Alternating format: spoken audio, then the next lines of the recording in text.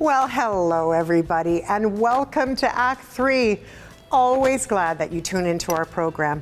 On today's episode, we are going to talk about some really fabulous things that are going on in our community with the Chamber of Commerce, and we're also going to talk about the Truth and Reconciliation, the National Truth and Reconciliation Day, which is on September 30th. But before I even get there, let's just unwind a little bit. Haven't you found that summer went by way too fast? I don't know about you, but it went way, way, way too fast for me. And so what I do want to extend is from all of us at Act 3, we pray and hope that everything went okay with you and your families during the many wildfires and events that we had.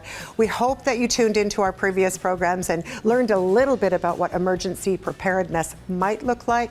But meanwhile, our biggest hope is that while you're tuning in comfortable and cozy at home or wherever you're tuning in from, that your friends and your family are with you at this time. September is a busy time for our kids as well, so don't forget, when you're going through the school zone, don't put your foot to the metal, baby. Slow her down and go through nice and easy and make sure our kids get to school carefully, safely, and in order for us teachers to be able to teach them a little something. Once again, thanks for tuning in to our show. Like I said, we've got some great stuff for you, including some music from Glen Foster. You're not going to want to miss that, so like I said, as always, grab yourself a beverage. We'll see you in a little bit.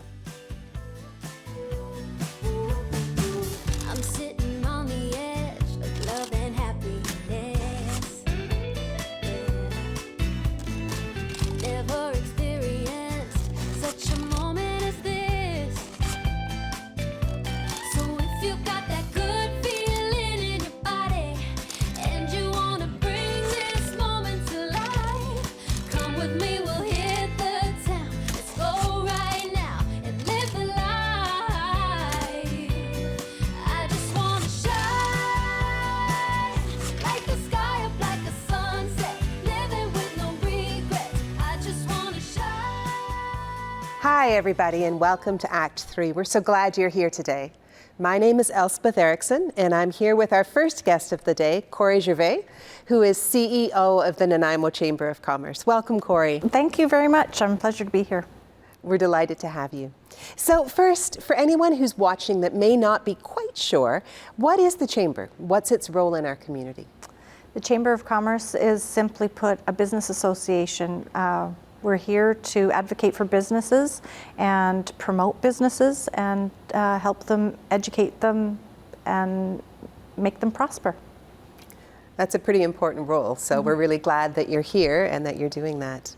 Now, you yourself are relatively new to your role, but you're not new to Nanaimo. What brought you to becoming, quite recently, the CEO of the Chamber? Well, I started my career in Nanaimo in about 2006, so no, I'm not new to Nanaimo. I've been in the business advocacy role, economic development role for many years. And when the opportunity came up for the Chamber, I thought it was a good fit, and I proved myself to be the successful candidate, excuse me. Well, that's exciting, and we're really exciting to see what you do with the new role and what happens with the Chamber. And it's an exciting time for Nanaimo. I mean, Nanaimo is a growing city. We've capped, 100,000, and we're continuing to grow. What do you see for Nanaimo in the future? I see success. I think that Nanaimo is poised for a lot of growth and success. We've had some great things happen for infrastructure that are happening right now. The drinking water exemption, for example, in the Terminal Avenue area, they've lifted that, and now it's ripe for development, which is something that's exciting for us to see. So I can see some major infrastructure changes around that area.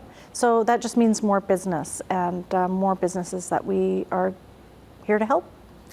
Absolutely, and you've just answered almost my next question of what you see the role of the Chamber is in all of that.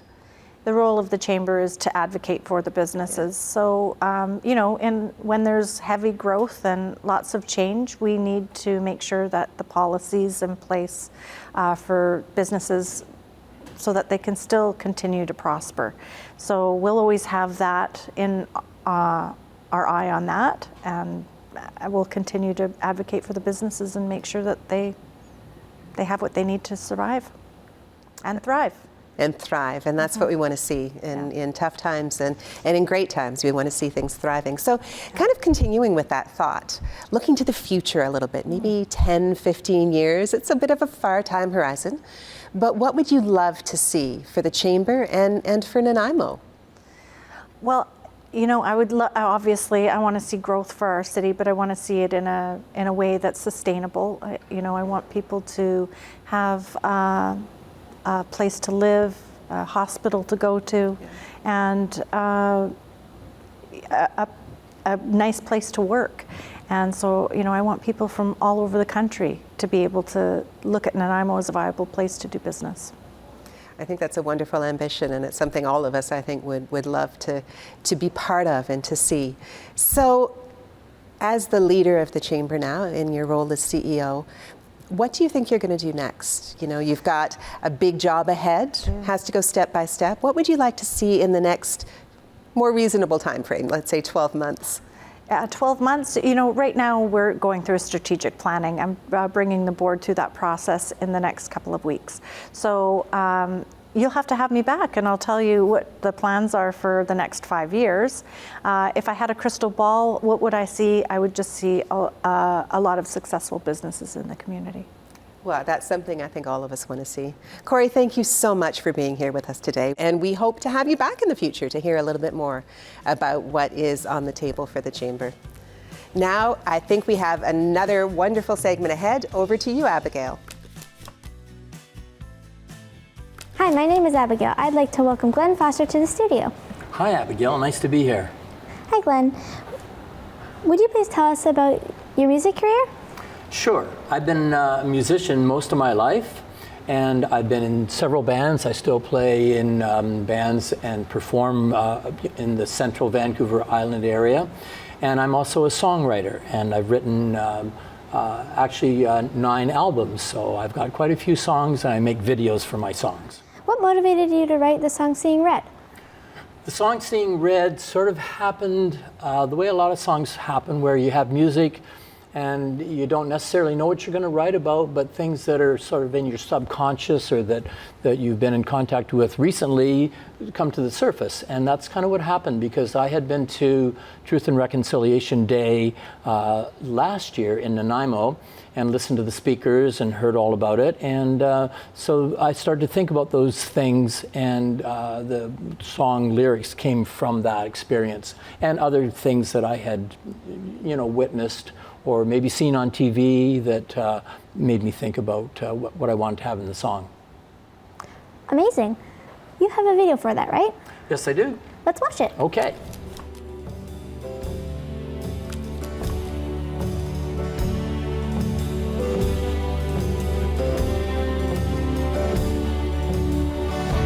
I spend my life running from my fears. All those days were wasted, worrying what lies ahead. Well, I've been emerging for over 40 years. Everything's so clear, like the words I hear here in my head. I'm seeing red. I'm seeing red. I'm seeing red. I'm seeing red. I'm seeing red. I'm seeing red. I'm seeing red. I'm seeing red. Along the highway of tears, a red dress hangs in a tree. A solemn reminder of so many lives lost through the years. An orange t-shirt waving blows freely in the breeze. A symbol of pain and abuse that's gone on for too long around here. The green light says go, I'm seeing red. No, I don't want to stop, but I know I don't want to give in, don't want to end up dead. I get so mad, it's like road rage, I keep racing ahead. The green light says go, amber alert, I'm seeing red, I'm seeing red. I'm seeing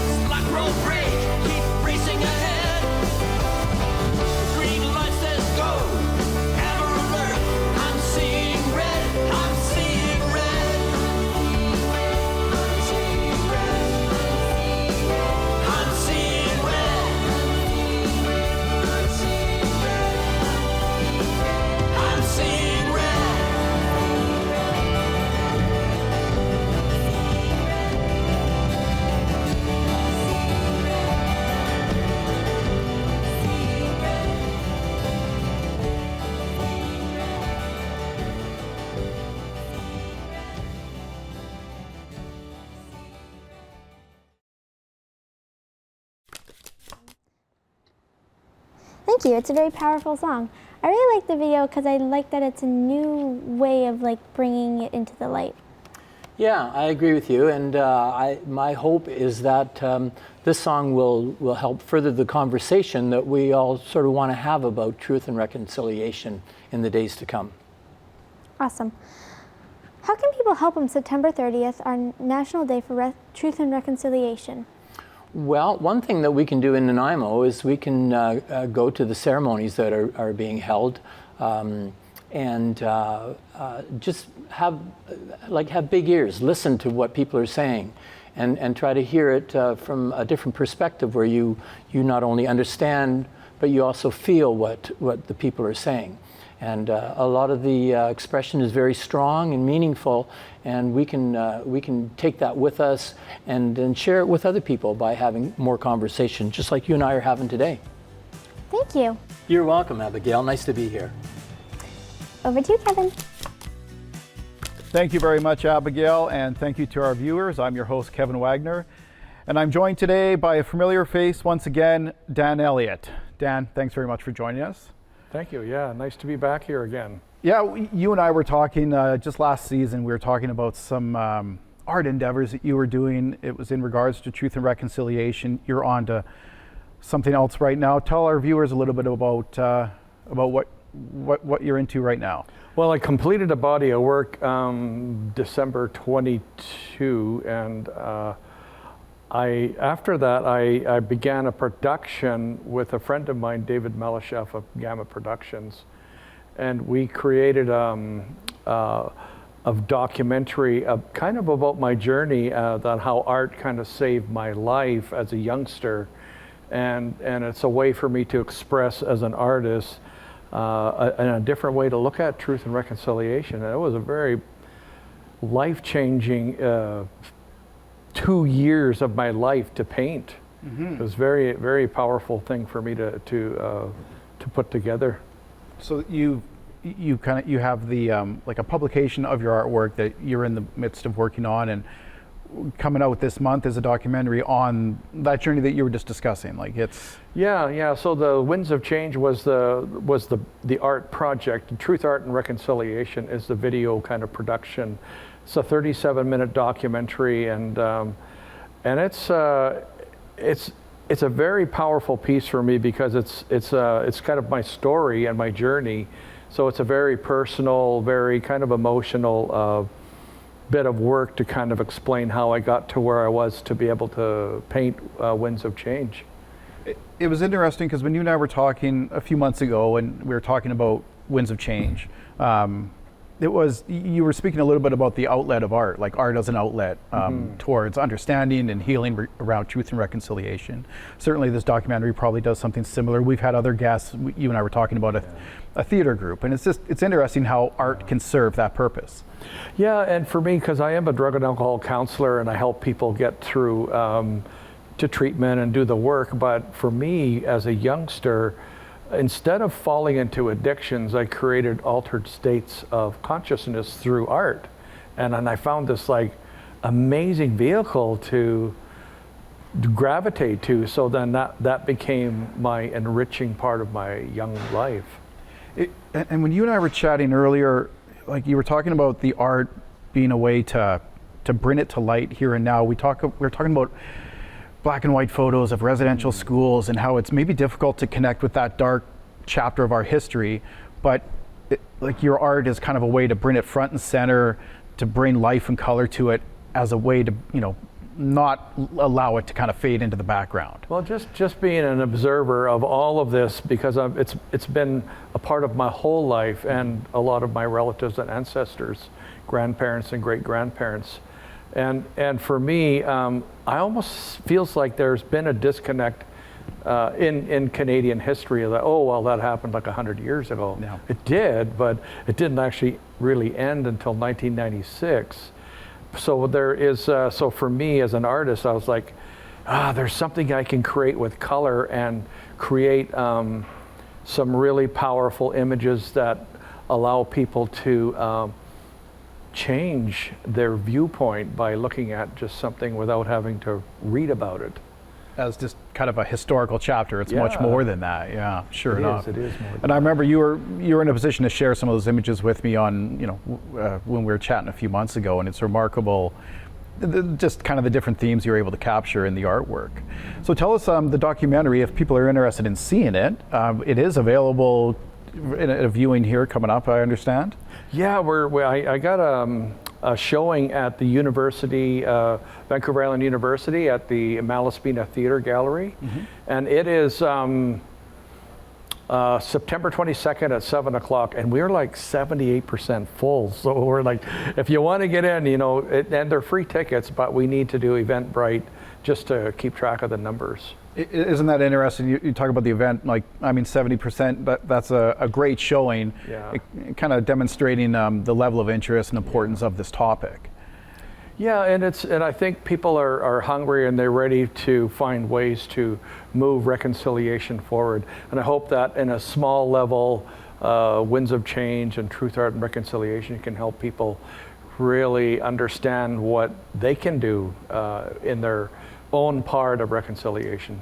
The part I always enjoy too is how you talk about conciliation as part of reconciliation. It's Right, a really important component of that.